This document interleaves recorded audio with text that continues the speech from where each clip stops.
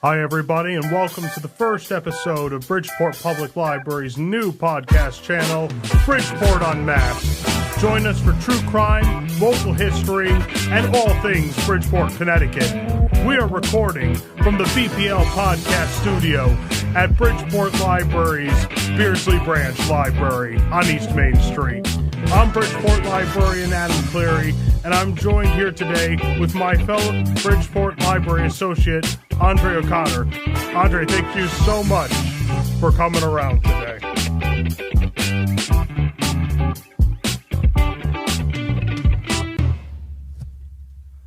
That was awesome.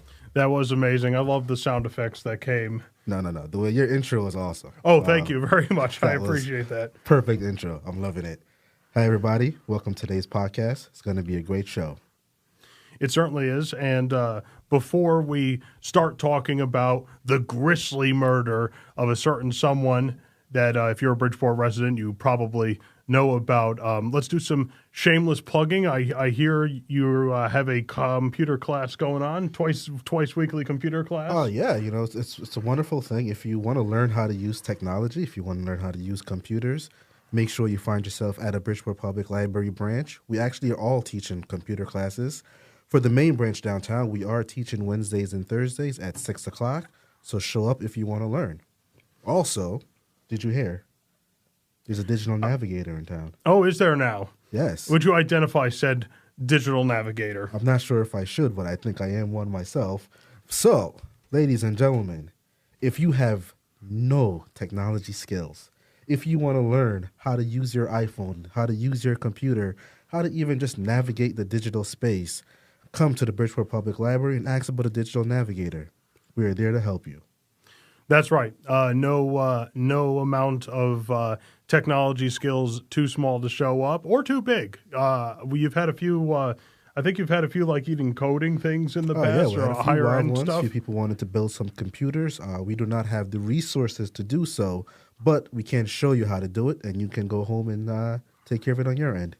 That's fantastic. Yes. So a lot of things you could do at Bridgeport Public Library. We have the computers themselves to work on and do that. So yes, you don't have to bring your own laptop or anything. Well, thanks, Andre. And before we get started, I want to throw a big thank you to our fellow Bridgeport librarian, Michael Balawa. He is the author of Wicked Bridgeport, from which I have shamelessly extracted all the information. Oh, you have a copy there. That's fantastic. I do have a copy here. That is fantastic. It's a great book. Each chapter very interesting, and one of the chapters is where I got just about all the information for this podcast, and all the rest of the information for this podcast came with an interview from Mike Balawa, right? Me and him sitting down, getting a few more details. So he's really the unsung hero behind today's podcast. So cool dude, you know what I'm saying? Yeah, thank you, Mike B. Yeah, that's awesome. Now, I wanted to start this podcast series with a story that's close to home. Today we're going to talk about someone whom every Bridgeport resident has probably heard of at least once or twice. Oh, I will tell you. His name is James Beardsley. His name is on the outside of this library. And of course, his name is on the outside of the local zoo. So we're going to talk about today the death of James Beardsley, the man, the myth, the cattle broker. I believe that was a well-timed use of sound effect right there, yes. So we're going to talk about James Beardsley's philanthropy and his murder, especially his unsolved murder. It's kind of solved. We'll get to that point. We'll get to that point in just a moment. Okay. Ladies and gentlemen, before we continue, we want to give a shout out to our sponsors, the Bridgeport Public Library. Go and get yourself a library card because we have a lot of amenities available to you. Do you want this book that we will be discussing today? You can find it at the Bridgeport Public Library in section 974.69, Dewey Decimal System. Find the reference librarian and they will show you where to find it. Absolutely, and a library card is free, so any Bridgeport resident just come on into a library and you'll get access to books and computers and online resources and lots All of fun completely stuff. free. All completely The world free. is open to you with a library card. Absolutely. And so come on down. You can come down. We have 6 libraries in Bridgeport, one of which is Beardsley Branch Library, where we are located right now, and named after the fella that we're going to talk about today. And I wanted to start off with a few points about his life that I think you need to know before you can understand his death. So in 1820, James Beardsley, as a young man, was given a plot of land in Bridgeport by Uncle Jim Walker. Thank you, Uncle Jim, for starting James Beardsley out. James Beardsley, over the next 30 years, he gets some money being a cattle broker, and then a little thing called the U.S. Civil War gives him a contract with the government to supply the Union Army with beef, and James Beardsley gets stupid rich as a result of that. Oh, yes, you really like that one, don't you? Stupid rich. I said stupid rich. How stupid are we talking? We are talking now. Here's the wild part. Like, maybe he was actually quite rich during his life, but when he died, they did an investigation of his funds, and it was generally believed that he had $150,000. When they did the financial audit, or whatever you would call it, he actually had 18,000. So I mean, still a decent amount in today's money, but nothing close to what people thought he had. So that's how that went there with him. Civil War time, he makes lots of money off his cattle business. He expands the cattle business. He gets into agriculture. He gets into real estate. And by the end of the 1800s, near the end of the 1800s, he has at least 125 acres of land. And how do we know that? Because he gave away 125 acres of land to the city, one string, the only string. Oh, yes, go ahead. Yes. What a generous James Beardsley definitely deserves that applause there. The only attachment to his donation is that the land would forever remain a public park for the city. And that land remains such today. It includes the Pequannock Riverfront, baseball and softball fields, tennis courts, trails, and, of course, the Beardsley Zoo. And it's on or near this property that this library has been built. Right across the street, folks. Right across the street, absolutely. Now, as a result of this donation, many people were now aware of the name Beardsley, including 3 people who drove up to his estate on December 22nd, 1892. The millionaire's estate, okay, so million in today's terms of money, allegedly, right? Apparently he lost a lot during the end of his life, but the alleged millionaire's estate was secluded and occupied by only 3 people: the 72-year-old James Beardsley, his sister Julia, and their servant Burr. And as investigation would later suggest, the burglars were completely aware of this, that we just had 3 old people guarding the place. Now, on that evening at 7:15 p.m., James Beardsley heard the doorbell ring and went to answer the door. As he did, 2 men with silk scarves ran in, and one said in a polite, calm voice, "Don't be alarmed. We don't intend to hurt you. What we want is your money." Beardsley handed over the money that he had taken out of the bank that day and his watch. The other burglar took Burr at gunpoint and had the servant lead him from room to room so that he could ransack each one. The other kept the pistol at James's head. In the end, their search proved fruitless. They found nothing else to take, and at 7:35, they left with what James Beardsley had given them and made off in a carriage driven by an accomplice. In just 20 minutes, the 3 had robbed James Beardsley of $60 and a watch. All of that for $60. Yeah. They gave him mortal injuries over $60, most definitely. Now, unable to identify and apprehend the burglars that night, the officers returned to the Beardsley estate a few days later. They found Beardsley barely conscious and covered in bandages. The officers called for a physician, but when the doctor got there, he declared that the old man was past recovering. Within the week, on New Year's Day, 1893, one of Bridgeport's greatest benefactors was dead. Now, that said, there came a twist in the case pretty early. Julia, Beardsley's sister, gave off a bit of a bombshell when she said that Beardsley made up the account of what happened on December 22nd. According to her, the burglars burst through the door, found her, and forced her into the library where James was. They throttled him, threw him in a chair, and then pinned him down with a knee to his stomach. It was possible that James lied about what happened that evening out of pride, or because the burglars had threatened further harm if he came forward with what happened.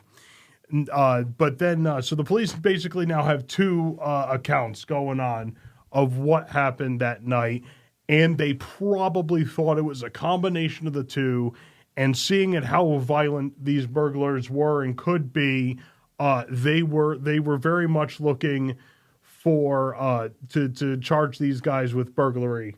Not just burglary, I'm sorry, but with murder, because he did die a few days later on New Year's Day, 1893, from the injuries that he sustained. What a way to go out. From the burglar. I know, right. Great waste, great loss. Again, $60 in a pocket watch. So the Bridgeport the Bridgeport Police Department definitely wanted to find these guys. You could imagine that was not just out of justice, but for public. The public wanted. So was there a manhunt? So there was kind of a manhunt. So the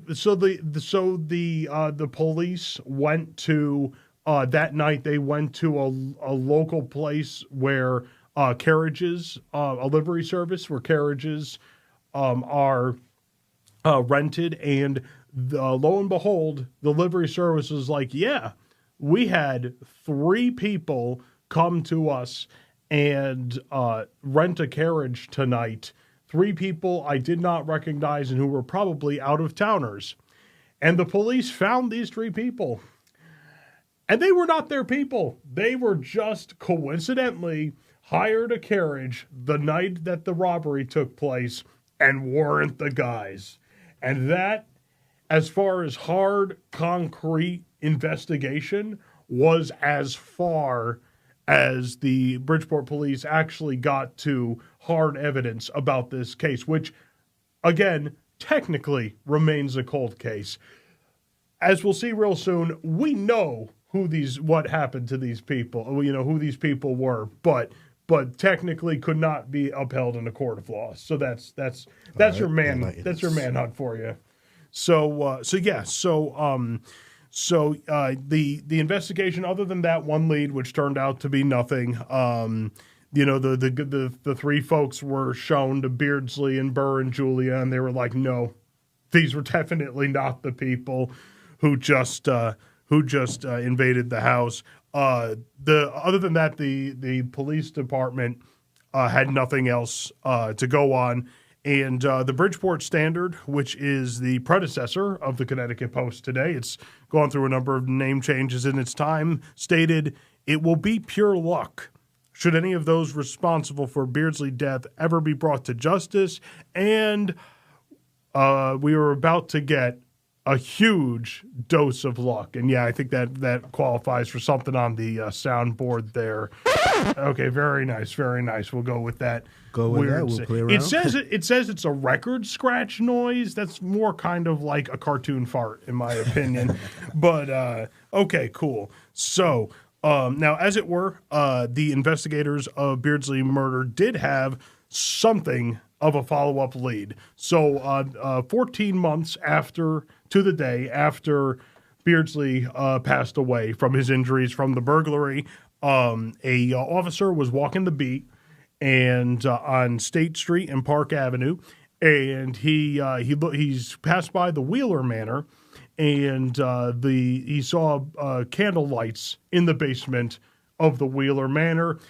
He goes to investigate, sees that there are 3 guys who are definitely not the Wheelers, and he orders them to put their hands in the air. A gunfight ensues, and when all is said and done, the Bridgeport police end up taking in 3 fellas. One was a fellow named Fitzgerald.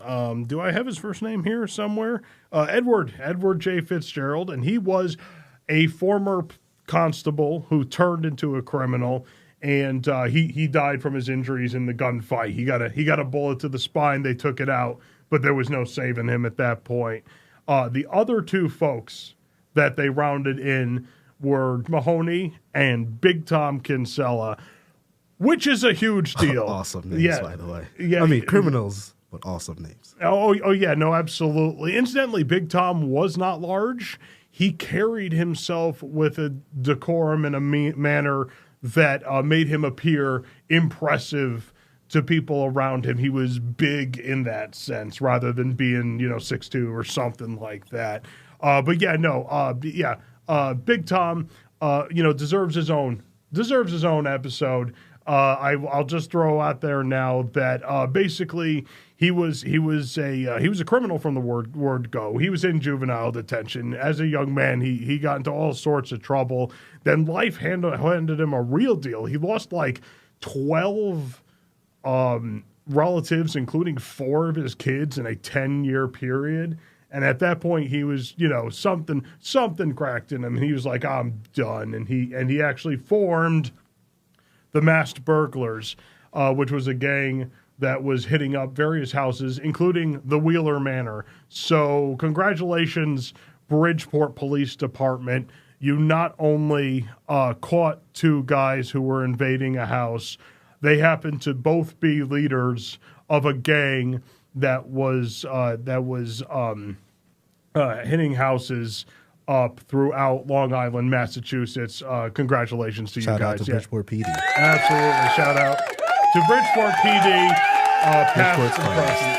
So that's how that goes. Yeah, no, absolutely. So we have the Wheeler job going on, and when the Wheeler job is all said and done, so the Wheeler job was definitely done by the Masked Bandits. There's no contest about that. And then with Mahoney and Big Tom Kinsella in prison, who basically sang like canaries, they were able to get the remaining 5 members of the Masked Bandits. The Bridgeport Police Department was part of that investigation, though you better believe once Mahoney and Kinsella were behind bars, Bridgeport got swamped, inundated with detectives and officers from Massachusetts and Long Island because they had been looking for this gang, and so they kind of all worked together to get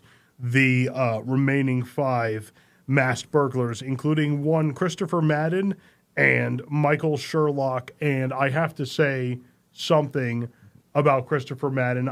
I'll put it as delicately as I can. I feel that Christopher Madden really should always wear a silk mask, even when he's not invading houses and trying to, cover his identity, because he was a barroom brawler, and in one particularly violent barroom fight, he got his lower lip bit off by the person he was fighting, and incidentally, that person was found dead a few days later. So you could put the puzzle pieces on that one together. And absolutely, so these are the types of folks we're talking about. So even if one of the guys, if James's version of events was correct, and one of these guys went up to him and very calmly said, "Hey, please don't be alarmed. We're just here for your money, and then we'll go." They still were vicious people. like when that didn't work, there was at least one recorded case of them using that, and the very feisty young lady, forget her name. I wish I could give her a plug right now. Very feisty young lady said, "No, I'm not giving you my necklace." He beat her up. He had no problem laying hands on her to get to so he could make off with All's his fair in crime. necklace. So lots and lots of officers and detectives were after these folks. But honestly, it seems like the single person who was biggest in busting the masked bandits was not an officer, but the key witness for the prosecution, Jenny Kinsella. And if Kinsella sounds familiar with you, it is Big Tom's last name because Jenny is his wife. Absolutely. Okay. That was an interesting time for a rim shot, but thank you very much. Now, there's a number of reasons. She had reasons to turn these folks in, right? There could have been a deal for legal immunity. She could have had enough of the criminal element. Michael B. mentions that finances were not great in the time leading up to this, and so she may have been tired of not living the high life. But there was one. I'm sorry? She wanted a payday. Well, I mean, you get used to a certain lifestyle and then it doesn't turn out. But there is at least one reason that I gotta believe was the motivating factor, and she had been beaten by her brother-in-law and masked burglar George Fuller. I think that was the point where it was enough for her, right? Now. So her testimony to the prosecution was enough to get Fuller arrested. So there is some justice out there. And also she agreed to testify against Sherlock. Understandably, she wanted police protection, and she did get it for a while. Initially, she had 4 officers guarding her. That came down to 1, and it became 1 officer that let inordinate amounts of alcohol enter into her house and let wild parties where alcohol was served copiously happened under their watch. And on July 19th, 1894, the day before Jenny was to be appear as the key witness of the prosecution against Sherlock, she was found dead in her apartment. Now, she died of quote-unquote natural disease causes. Her natural disease was Bight's disease, which was made worse by overconsumption of alcohol. If you were to ask me, Adam, in your opinion, in your humble opinion, what do you think happened here? And if you were to ask me, do you think there was some foul play involved? I would say, no shoot, Sherlock. Yeah, I have been waiting the entire podcast for that joke, incidentally. A happy ending, or from whose perspective, in a weird sense, a happy ending. William Mahoney, testified against Sherlock. So Sherlock still was found guilty and was still convicted to 15 years, even without Jenny's testimony. Hardly a silver lining, but it's something. Now, I want to appreciate you all for your patience. It's been maybe 20 minutes since the last time we've even mentioned Beardsley, and you might be like, this is a fun story, but isn't this supposed to be about James Beardsley? Well, thank you very much for going on that tangent with me. I'm going to put it all together now. So the Wheeler job, undoubtedly done by the masked bandits, led by Kinsella at the top and William Mahoney as his number 2, right? No doubt about it. The Wheeler House job was done by the masked bandits, as were any number of jobs in Massachusetts and Long Island. But the Beardsley job, while we have never pinned it to anyone with hard evidence, has a lot of circumstantial evidence that make it seem similar to what happened at the Wheeler Manor and also what happened in all those other houses that were hit. There were a lot of MOs in common, right? So they all targeted mansions or wealthy retreats. The victims were often elderly. They were committed by 2 or more men who burst into the home, one of whom put on a gentlemanly air. One burglar held a victim at revolver point, while the other took another victim to search the rooms, and that cash is stolen and jewelry and pocket watches that were stolen during the heist were hawked in New York. So we do have some circumstantial evidence, but you might be like, Adam, Andre, is there anything going on that could be a little more substantial and have hardcore evidence linking us to whoever killed Beardsley? And the answer is maybe. Several years after the death of James Beardsley, Officer Eugene Birmingham became captain of the Bridgeport force. And he had always believed that the masked bandits had committed the attack on James Beardsley.